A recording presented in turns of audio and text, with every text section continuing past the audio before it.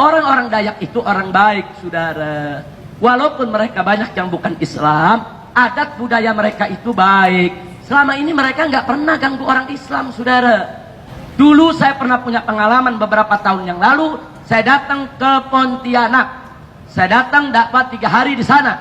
Ternyata sang gubernur, saudara yang kafir, itu diam-diam mengumpulkan pemuda Dayak dari daerah, saudara. Diangkut dengan truk-truk untuk dibawa ke tengah kota Pontianak, ke benteng mereka yang disebut rumah adat Betang, saudara. Kami nggak tahu, kami datang, kami dakwah. Saudara, begitu hari terakhir, jam 7 pagi, saya diantar ke bandara, saya terbang. Ternyata jam 8 pagi, mereka salah hitung. Mereka pikir saya belum pulang. Itu 2.000 lebih pemuda Dayak dengan parang, dengan mandau turun ke jalan. Mau nyari saya, saudara.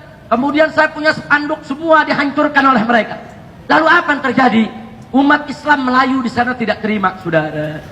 Umat Islam Melayu, hulu tubalang perangnya nggak terima. Karena mereka yang undang saya, saudara. Bupati yang undang saya, sultan yang undang saya. Mereka semua marah, saudara. Akhirnya, saudara, umat Islam dari semua suku, Melayunya, saudara, Maduranya, Bugisnya, Makassarnya, Butonnya, Banjarnya, semua turun ke jalan, saudara. Dan akhirnya terjadi tempur antara umat Islam dengan mereka di tengah kota. Enggak, televisi enggak berani menyiarkan, saudara. Saya dikontak, Habib, apa yang harus kita lakukan? Saya sudah mendarat di Jakarta. Saya katakan, Anda tidak boleh mundur. Begitu Anda mundur, Anda kalah, Anda akan dipotong, Anda punya kepala satu persatu. Apa lupa peristiwa Sampit? Apa lupa peristiwa Sambas? Bagaimana, saudara, 1.000 orang Madura disembelih, kepalanya ditumpuk di jalan. Kali ini Anda tidak boleh kalah. Hei umat Islam. Akhirnya saya punya suara, saudara, dari handphone, disambung ke mic dalam masjid, kemudian dikeraskan keluar, saudara. Saya minta umat Islam Pontianak, angkat senjatamu, lawan mereka. Umat Islam gak boleh kalah. Ini manusia-manusia liar. Kalau kalian kalah, kalian akan disembelih. Akhirnya terjadi perang hari itu, saudara. Terjadi perang jam 3 sore, bertempur di tengah kota. 15 menit pertempuran, 3 orang Dayak mati di tengah jalan, saudara. Begitu mereka mati 3, saudara, biang mereka badan besar, tato semua, bubar yang lainnya, saudara. Sampai jam 10 terus umat Islam merangsek. Benteng mereka kita rebut, saudara. Persis jam 10 mereka telepon saya, Panglima Laskar Melayu. Habib Rizik, ini benteng mereka sudah kita kuasai. Di sini ada anak-anak, di sini ada perempuan-perempuan. Apa yang harus kita lakukan ini? Kita mau bakar ini benteng mereka. Kita katakan jangan. Perempuan jangan kau ganggu. Anak-anak jangan kau ganggu. Kau amankan mereka, selamatkan mereka. Sementara benteng mereka jangan kau bakar. Karena itu rumah adat Dayak. Nanti kalau kau bakar, nanti seluruh masyarakat Dayak tersinggung. Jangan. Ini kan yang jahat mereka. Yang berbuat salah kan mereka. Jangan libatkan Dayak-Dayak yang lain, saudara. Nah, akhirnya mereka tidak bakar, saudara. Anak-anak mereka selamatkan dengan perempuan. Baru mereka menyerbu kantor gubernur. Karena gubernur yang mengumpulkan bala tentara tersebut, saudara. Ini kejadian di Pontianak, saudara. Nah, setelah selesai, akhirnya Allah memberikan kemenangan kepada umat Islam, saudara. Begitu umat Islam menang, saudara, Gubernur Kalangkabut minta bantuan Pangdam, minta bantuan Kapolda untuk berunding dengan umat Islam, saudara, untuk minta maaf kepada umat Islam. Prinsip kami singkat, umat Islam bukan pendendam, tapi jangan coba-coba main-main dengan umat Islam. Betul? Jadi pada saat saudara terjadi pertempuran, saya ditelepon oleh Kapoldanya. Kapolda itu pernah jadi Kapolda Jakarta kemarin ini, saudara.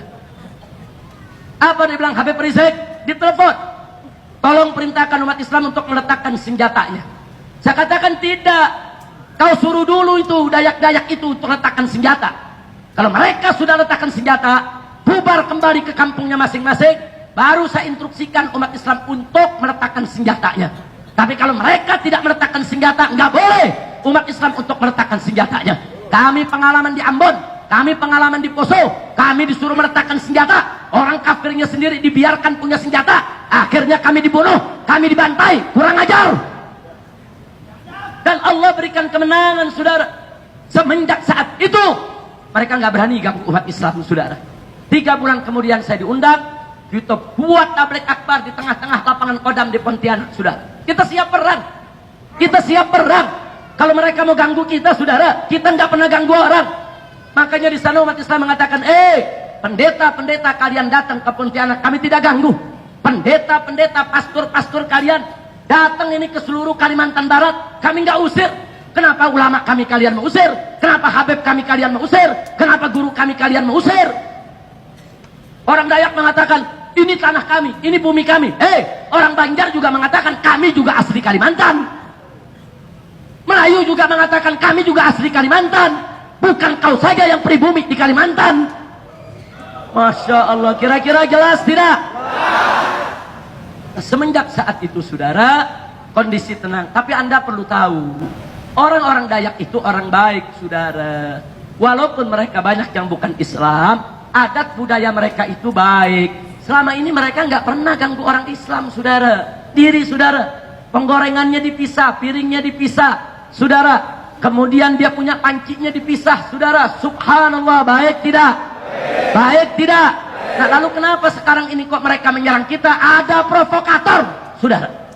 Ada provokator yang mengadu domba antar umat beragama, mengadu domba antar suku, mengadu domba antar golongan yang ingin memecah belah Indonesia. Betul? Maka itu saya mau tanya semua, mau diadu domba? Mau dipecah belah? Siap jaga Indonesia? Siap bela Indonesia? Siap jaga NKRI? Siap jaga Bhinneka Tunggal Ika? Takbir! Takbir! Sallu ala Nabi! Nah, itu saja yang saya mau sampaikan, saudara. Jadi artinya, tolong polisi jangan overacting.